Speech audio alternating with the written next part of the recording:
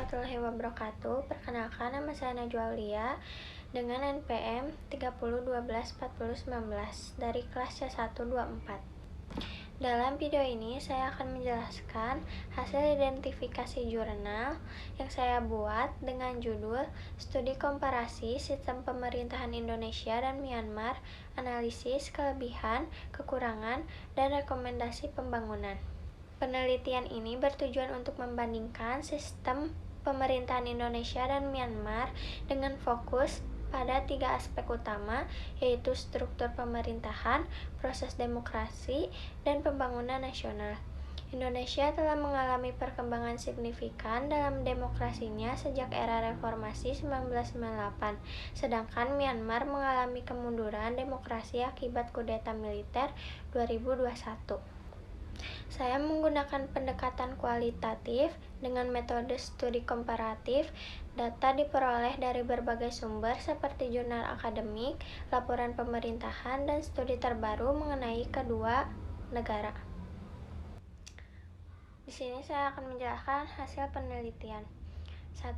Perbedaan sistem pemerintahan. Indonesia menganut sistem presidensial dengan pemisahan kekuasaan yang jelas antara eksekutif, legislatif, dan yudikatif. Presiden dipilih langsung oleh rakyat dalam pemilu yang bebas.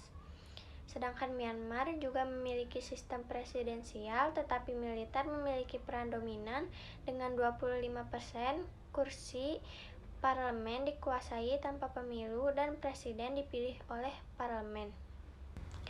Lalu yang kedua ada stabilitas politik dan keterlibatan militer. Indonesia memiliki stabilitas politik yang lebih baik meskipun masih menghadapi tantangan seperti korupsi dan politik identitas. Militer sudah tidak terlibat dalam pemerintahan sejak reformasi 1998. Sedangkan Myanmar mengalami ketidakstabilan politik akibat dominasi militer. Kudeta 2021 menggulingkan pemerintahan sipil dan memicu protes besar yang berujung kekerasan. Lalu yang ketiga ada hak asasi manusia dan kebebasan sipil. Di Indonesia, meskipun masih ada beberapa tantangan dalam perlindungan hak asasi manusia, terdapat mekanisme hukum untuk menangani pelanggaran.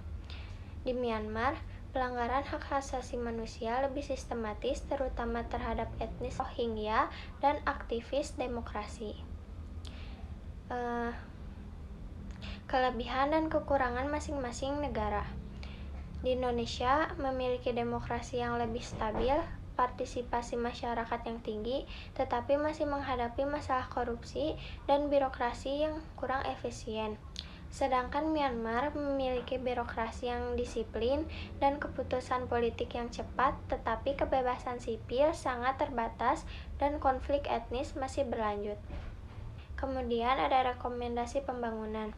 Untuk Indonesia, penguatan sistem anti korupsi, reformasi birokrasi, serta pendidikan politik bagi masyarakat. Untuk Myanmar, transisi damai menuju demokrasi, pengurangan dominasi militer, serta rekonsiliasi konflik etnis.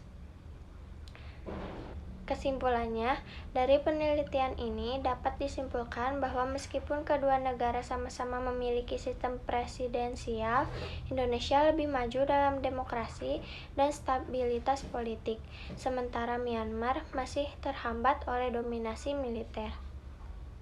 Sekian dari saya, mohon maaf apabila ada kesalahan. Wassalamualaikum warahmatullahi wabarakatuh.